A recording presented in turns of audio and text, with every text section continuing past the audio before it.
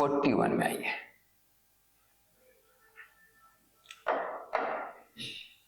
पढ़ते हैं क्वेश्चन 41। अरे boy standing on a long rail road car. Rail का मतलब ट्रेन नहीं, रेल का मतलब पटरी। रेल का मतलब पटरी जिस पर ट्रेन चलता है उसको बोलते हैं रेल। तो boy standing on a long rail road car, समझो कि एक ऐसा लॉन्ग रेल रोड कार का मतलब ट्रेन समझ सकते हैं जो कि रेल पर चल रहा, पटरी पर चल रहा है। Throw a ball straight upward, the car is moving on the horizontal road with an acceleration of 1 meter per second square। Car जो है हॉरिजॉन्टल रोड पर चल रहा है 1 मीटर पर सेकेंड स्क्वायर से।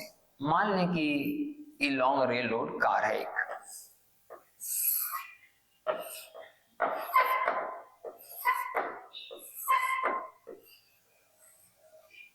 मान लें कि ये लॉन्ग रेल रोड कार है जो 1 मीटर पर सेकेंड स्क्वायर के एक्सीलरेशन से चल रहा है। ये बॉय स्टैंडिंग, एक लड़का जो यहां पर खड़ा है इसमें, on the long rail road car throw a ball straight upward. ये बॉल कहां फेंकता है? ऊपर की ओर, straight upward. The car is moving on the long rail road car with an acceleration 1 metre per second square and the projection velocity in the vertical direction is 9.8 metre per second. 9.8 metre per second से ऊपर के direction में ball को फेंका गया था। How far behind the boy will the ball fall on the car? How far behind the boy? जैसे कि बॉल गया ऊपर और फिर बॉल नीचे आएगा, तब तक कार कुछ तो आगे भाग जाएगा। तो सिचुएशन कुछ समय के बाद ऐसा होगा कि आप ऐसा समझिए कि जो लॉन्ग रेल रोड कार है अभी कुछ आगे आ गया होगा, आगे आ गया होगा। बॉय तो अपने लोकेशन पर ही है, तो बॉय तो आगे बढ़ गया, लेकिन बॉल तो इस सामने प्रोजेक्ट किया गया था, तो बॉल तो इस सामने ही गिरेगी आकर के। से बॉल भी फेंका गया ऊपर और तब तक ही आगे जा रहा है, तो बच्चा तो आगे बढ़ गया लेकिन बॉल तो वहीं आके गिरेगा। पूछ रहा है कि कितना पीछे आकर गिरेगा। अब समझने वाला बात क्या समझिए पहले, जैसे कि तो लिखा हुआ है कि बस 1 मीटर पर सेकेंड स्क्वायर से चल रहा है, तो ये लॉन्ग रेल रोड कार कहीं पीछे से चलना शुरू किया था, मान लीजिए 0 वेलोसिटी से स्टार्ट किया था, फिर दिया होगा accelerator 1 metre per second square का। कुछ समय के बाद चलते चलते इसका स्पीड मान लो कि 20 हो गया था।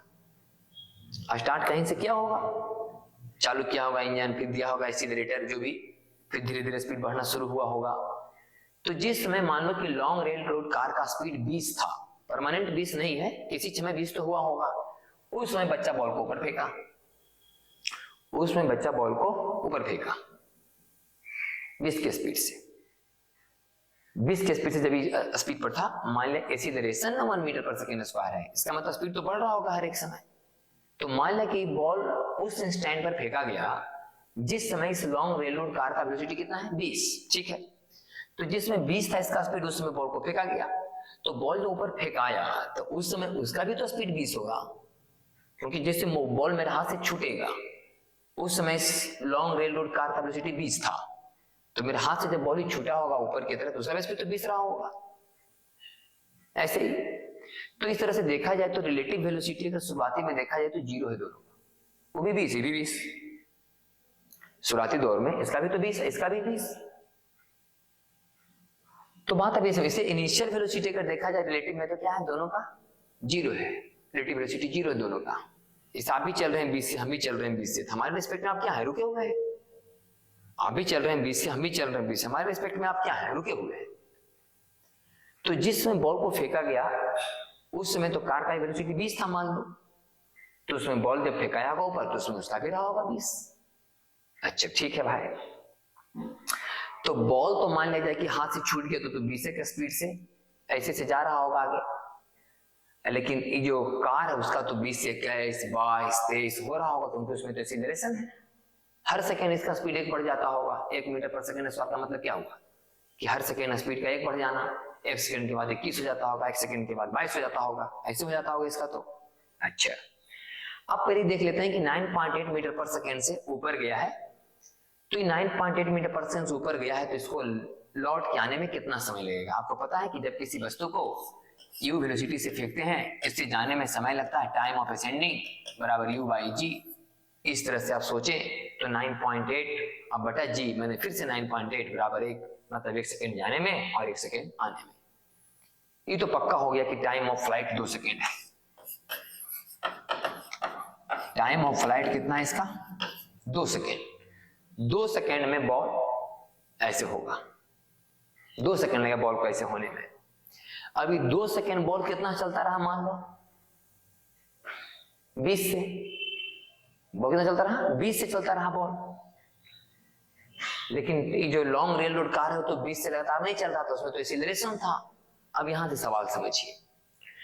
तो मान लेते हैं कि ये जो बॉल को जिस समय फेंका गया उस समय लॉन्ग रेल रोड कार का वेलोसिटी u था।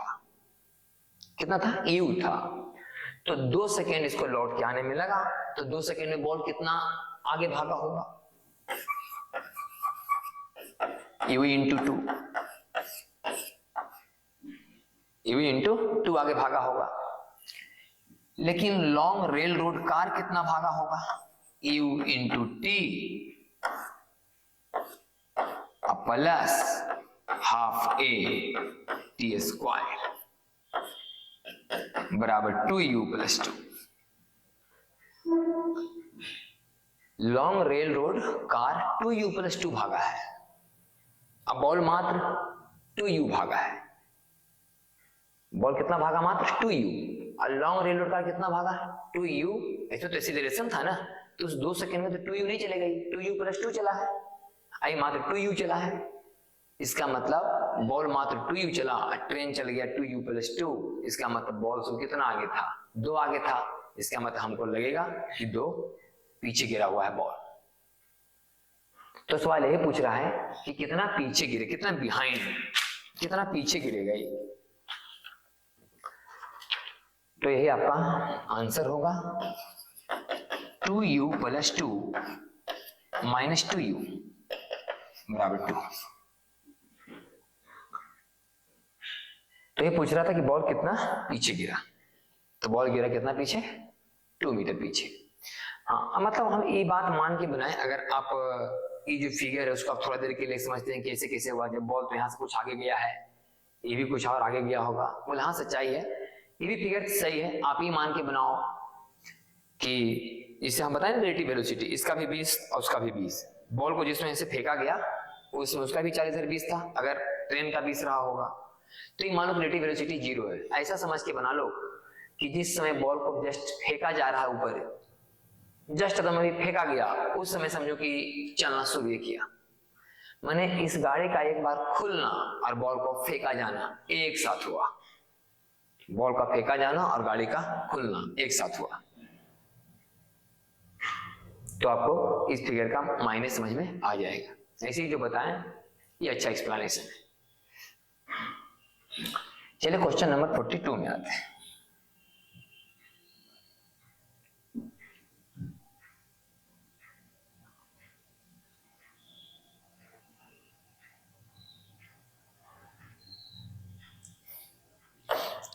क्या है?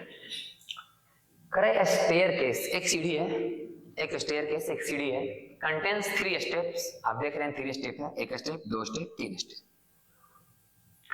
Each 10 centimetre height. 10 centimetre height है इसका एंड 20 सेंटीमीटर वाइड। फिर 10 centimetre height, 20 centimetre wide, 10 centimetre height, फिर आगे आपका फ्लोर समझिए। A staircase contains 3 steps, each 10 centimeter high and 20 centimeter wide. 20 centimetre wide figure में दिख रहा है आपको। What should be the minimum horizontal velocity of a ball? कितना मिनिमम हॉरिजेंटल वेलोसिटी इस बॉल को दिया जाना चाहिए? मिनिमम, कम से कम rolling off the upper most plane, ये अपर मोस्ट प्लेन है, सबसे ऊपर वाला प्लेन, इस पर रोल कराया जाए, कितना वेलोसिटी से रोल कराया जाए, as to hit directly lowest plane, ताकि वो डायरेक्टली लोएस्ट प्लेन को हिट करे, कितना मिनिमम वेलोसिटी दिया जाए ताकि डायरेक्ट यहां हिट करे लोएस्ट प्लेन पर, कितना मिनिमम वेलोसिटी दिया जाए ताकि डायरेक्ट हिट करे लोएस्ट प्लेन पर। देखते हैं, मान लिया कि आपने कुछ वेलोसिटी दिया, तब बॉल यहां गिरा, अगर बॉल यहां गिरा तो फिर ये मिनिमम नहीं कहा जाएगा, क्योंकि इससे भी कम अभी चांस है। तो मान लो कि थोड़ा और कम किए, यहां गिरा, फिर थोड़ा हम और कम किए, यहां गिरा, फिर थोड़ा और कम किए, तब जाकर मान लो कि यहां गिरा। मेरा कहने का मतलब है कि ई वाला जो पॉइंट है इसको जस्ट मैनेज करते हुए गिरा, ई वाला जो पॉइंट है इसको जस्ट ही मैनेज करते हुए गिरा, ई वाला पॉइंट को, ई वाला पॉइंट को जस्ट मैनेज करते हुए गिर रहा है, ई वाला पॉइंट को जस्ट मैनेज करते हुए गिर रहा है, क्योंकि इससे कम अगर वेलोसिटी देंगे, ये मान लो कि यू मिनिमम वाला है, यू मिनिमम है, ये यू मिनिमम, यू मिनिमम है, तो इससे कम अगर देंगे तो फिर यही वाला सीधा यहाँ पर गिर जाएगा, नीचे फ्लोर पर ना पहुंच पाएगा। इसलिए क्वेश्चन को इस समझ के बनाओ कि कितना वेलोसिटी मिनिमम दे ताकि बस यहां पार कर जाए, कम से कम इस पॉइंट को पार कर जाए, इस पॉइंट को पार, ये वाला पॉइंट को अगर जस्ट पार कर गया तो फ्लोरे पर गिरेंगे जाकर के, लोएस्ट प्लेन पर गिरेंगे जाकर के। तो क्वेश्चन को इस समझ के बनाना है कि इस पॉइंट को पार कराना, अगर इस पॉइंट को पार कराना है तो आप देख सकते हैं हमारा रेंज होगा 20 और 20 40 सेंटीमीटर, और हाइट हो जाएगा 10 और 10 20 सेंटीमीटर। तो रेंज है 40, हाइट है 20, यू का मान बताइए। रेंज का फार्मूला आपके पास पता है, यू अंडर रूट 2h बटा जी बराबर 40 सेंटीमीटर यानी 40 बटे 100। तो यू का मान तो निकालना ही है, और अंडर रूट 2h, h का मान 20 सेंटीमीटर मतलब 0.2 मीटर, और बटा जी का मान 10 मान के बना लेते हैं बराबर 0.4। तो यू स्क्वायर, आई रूट खत्म, बराबर 0.16, और यू स्क्वायर बराबर कितना हो जाएगा, 0.16 में 10 से गुना हुआ तो 1.6, तो 1.6 और बटा 2 गुना 0.2, पॉइंट खत्म, तो 2 दूनी 4, 16 बटे 4, फिर 4 चौका 16, यू स्क्वायर बराबर 4, यू बराबर 2 मीटर पर सेकेंड, मतलब ये 2 मीटर पर सेकेंड से आप फेंकेंगे, आपका 42 का आंसर है 2 metre per second. 2 metre per second से मिनिमम आपका वेलोसिटी होना चाहिए, तब यहां पर जाएगा। उससे कम होगा तो फिर उसके पहले ही वाला स्टेप पर ही टकरा जाएगा, लोएस्ट प्लेन पर पहुंच नहीं पाएगा। ठीक है, क्वेश्चन नंबर आपका 42 का आंसर। चलिए तब शुरू करते क्वेश्चन नंबर 43 से। ये हो गया आपका 42। नेक्स्ट देखिए 43।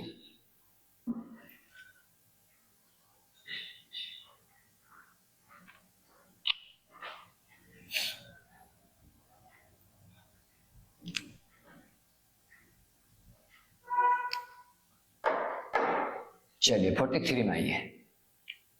करे person is standing on A truck moving with a constant velocity. एक आदमी है जो कहाँ है, ट्रक। चलिए भाई, ये हो गया ट्रक।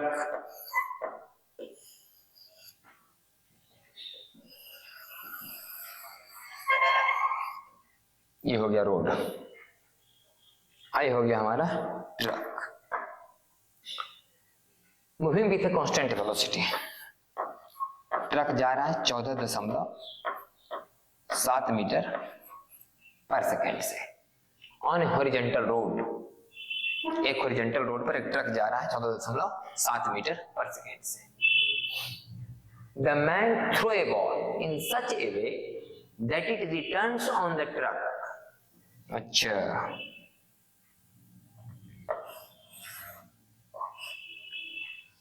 सवाल कह रहा है कि एक आदमी इस प्रकार से बॉल को फेंका है ताकि बॉल फिर से लौट के कहां आ जाए, ट्रक पर, जो कि जा रहा था 14.7 मीटर पर सेकेंड से। एक आदमी ऐसा फेंका है ट्रक पर से किसी बॉल को, a person is standing on A truck. चलो पहले दिखा लेते हैं कि मान लो एक आदमी है ट्रक पर, ये बॉल को ऐसा फेंका कि फिर से ही ट्रक पर गिरे। A person is standing on a truck moving with a constant velocity 14.7 meter per second on a horizontal road. The man threw a ball in such a way that it returns to the truck after the truck has moved 58.8 meter. मतलब कि truck ने 58.8 metre का दूरी तय किया, तब जाकर के बॉल फिर से ट्रक पर गिरा, फिर से बॉल ट्रक पर गिरा। तो 14.7 मीटर पर सेकेंड से जाता हुआ ट्रक 58.8 मीटर की दूरी तय करने में कितना समय लेगा? 58.8 बटा 14.7, 4 सेकेंड। 4 सेकेंड में यहां से यहां चला जाएगा ट्रक। मतलब इसको ऐसा फेंकना चाहिए कि बॉल को जाने में माने जाने और आने में 4 सेकेंड लगे। देखिए, ये तो बॉल को जैसे ही फेंकेगा, इसके हाथ से जैसे ही बॉल छूटेगा, वो तो पक्का उसका स्पीड कितना होगा? 14.7 मीटर पर सेकेंड, क्योंकि 14.7 मीटर पर सेकेंड से चलता हुआ ट्रेन पर से बॉल को फेंका जा रहा है। तो 14.7 मीटर पर सेकेंड ऑटोमेटिक हो जाएगा बॉल का स्पीड। इसका मतलब जिसके हाथ से जैसे ही बॉल छूटेगा, बॉल का तो स्पीड है ही है 14.7 मीटर पर सेकेंड, क्योंकि ट्रक खुद ही जा रहा है 14.7 मीटर पर सेकेंड से। तो इस पर से कोई भी चीज अगर बाहर निकलेगा इसमें से, तो उसका स्पीड तो उस समय होगा 14.7 मीटर पर सेकेंड। तो 14.7 मीटर पर सेकेंड से वहां तक जाने में कितना देर लगा? 4 सेकेंड।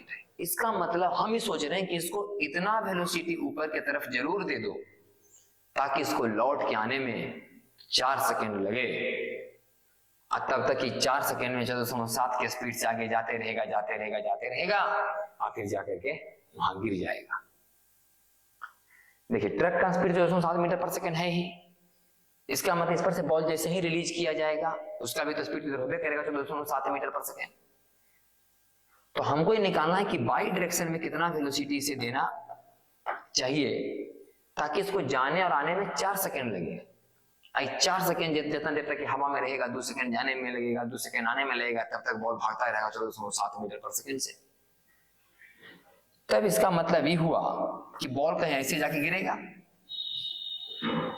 बॉल तो ऐसे ही कहीं जाके गिरेगा जिसमें पता चले कि इधर का वेलोसिटी कितना है 14.7 मीटर पर सेकेंड, और 4 सेकेंड में इसको जाना और आना है। तो 4 सेकेंड में जाने आने के लिए कितना वेलोसिटी होना चाहिए ऊपर की तरफ? मैंने हमको ये दिमाग लगाना है कि कितना वेलोसिटी से किसी बॉल को ऊपर फेंके ताकि उसको जाने और आने में 4 सेकेंड लगे। मैंने टाइम ऑफ फ्लाइट कितना हो? 4 सेकेंड। तो हम लोग शुरू में मोशन में ही से बात पढ़े थे कि जब किसी बॉडी को आप यू चाल से फेंकते हैं तो इसको जाने और आने मिला करके कुल समय लगता है 2u/g। इसका मतलब अभी के हिसाब से 2u/g का मान कितना है? 4। इसका मतलब u बराबर 4g/2 बराबर 2g, और 2g का मतलब 9.8 का दुगना, मतलब 19.6 मीटर पर सेकेंड। मतलब आप 19.6 मीटर पर सेकेंड से ऊपर फेंक दीजिए, 1 सेकेंड के बाद 9.8 हो जाएगा, फिर 1 सेकेंड के बाद 9.8 से 0 हो जाएगा, 2 सेकेंड यहाँ आते थे 0, और फिर यहाँ आते थे 19.6 से नीचे पहुंच चुका होगा, और सामने तो जाता ही रहेगा ये 14.7 से हमेशा, ये तो जाता ही रहेगा 14.7 से। लेकिन 19.6 धीरे धीरे धीरे धीरे धीरे धीरे धीरे धीरे 0 होगा, फिर नीचे के बढ़ते बढ़ते बढ़ते बढ़ते यहाँ गिरेगा 19.6 के स्पीड से। सवाल क्या कहता है? Find the speed and angle of projection. A speed or angle of projection as seen from the truck. माने कि ट्रक के पर वाला आदमी को, इसी को इसके हिसाब से बताइए कि इसने क्या देखा, कि हमने बॉल कितना एंगल पर फेंका और कितना स्पीड से फेंका। तो देखो बॉल तो इधर जा रहा है 14.7 के स्पीड से, आई ट्रक के पर है, इधर जा रहा है 14.7 के स्पीड से, तो इसको इधर बॉल के जाने का आभास तो होगा नहीं। जिस समय बॉल इसका यहाँ होगा उस समय ट्रक वाला आदमी भी यहाँ होगा, जिस समय बॉल इसका यहाँ होगा उस समय ट्रक वाला आदमी भी यहाँ होगा। तो इसको ऐसा लगेगा हमेशा कि बॉल तो हमारे सर के ठीक ऊपर है, मतलब इसको ऐसा लगा कि बॉल ऊपर गया और सीधे ऊपर से नीचे आया। तो इसका मतलब ये हुआ क्वेश्चन नंबर ए के हिसाब से अगर हम सॉल्व करें, क्वेश्चन नंबर ए के हिसाब से अगर हम सॉल्व करें सीन फ्रॉम ट्रक, तो ट्रक वाला को लगा कि हमने बॉल को ऊपर फेंका है 19.6 मीटर पर सेकेंड से, मतलब कई डिग्री पर, बोले 90 डिग्री पर। 19.6 मीटर पर सेकेंड के स्पीड से हमने फेंका ऊपर की खड़ा 90 डिग्री पर, ऐसा आभास होगा ट्रक वाला आदमी को। As seen from the road, अब हम लोग रोड पर से देख रहे हैं तो देख रहे हैं कि बॉल तो ऐसे जा रहा है, लेकिन इस ट्रक वाला आदमी को बॉल के ऐसे जाने का आभास नहीं है। इसे हमेशा लग रहा है कि बॉल ऊपर गया और आया, क्योंकि जैसे जैसे बॉल आगे जा रहा है वैसे वैसे ट्रक भी सामने रहेगा इसका, तब ना बॉल ट्रक पर गिरेगा।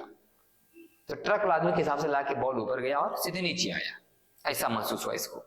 लेकिन हम लोग जो बाहर से देख रहे हो तो देख रहे हैं कि नहीं ऐसे जा रहा है। तो बताइए कितना एंगल पर और कितना स्पीड से जा रहा है। तो देखो प्रोजेक्टाइल मोशन के हिसाब से अगर हम क्वेश्चन नंबर बी को सॉल्व करें तो u cos थीटा बराबर 14.7 आयु साइन थीटा बराबर 19.6, इसमें दोनों में डिवाइड कर दो तो tan थीटा बराबर आ जाएगा 19.6 बटा 14.7, इसे थीटा का मान आ जाएगा। और अगर आपको u का मान निकालना है तो कर लो, दोनों का स्क्वायर करके जोड़ लो, u square cos square theta जोड़ u square sin square theta, तब जाके आ जाएगा आपको u बराबर मैंने स्पीड बराबर कितना स्पीड से फेंके हम, वो आ जाएगा आपको 14.7 का स्क्वायर प्लस 19.6 के स्क्वायर का वर्गमूल। तो ये जो आंसर हुआ ये हुआ क्वेश्चन नंबर ए के हिसाब से, और बी के हिसाब से आपका आंसर ये आएगा 19.6 भागे 14.7। हम करके देख लेते हैं थोड़ा कि 19.6 भागे 14.7 तो 4/3 आ रहा है, 1.33। तो tan कितना डिग्री का मान 4/3 होता है, tan 53 डिग्री, तो थीटा बराबर आ जाएगा 53 डिग्री, थीटा बराबर आ जाएगा 53 डिग्री। और ये अपना करके देखिएगा 14.7 का स्क्वायर और 19.6 के स्क्वायर का वर्गमूल, तो लगभग आपका 24.5 के आसपास बताया जा रहा है आंसर में। आप इसको एक बार चेक कर लेंगे कि 24.5 मीटर पर सेकेंड आ रहा है कि नहीं आ रहा है। स्क्वायर करके जोड़ लेंगे फिर एक बार वर्गमूल कर लेना तो पता चल जाएगा। तो इस तरह से क्वेश्चन नंबर 43 क्लियर हुआ आपका। नेक्स्ट आ जाते हैं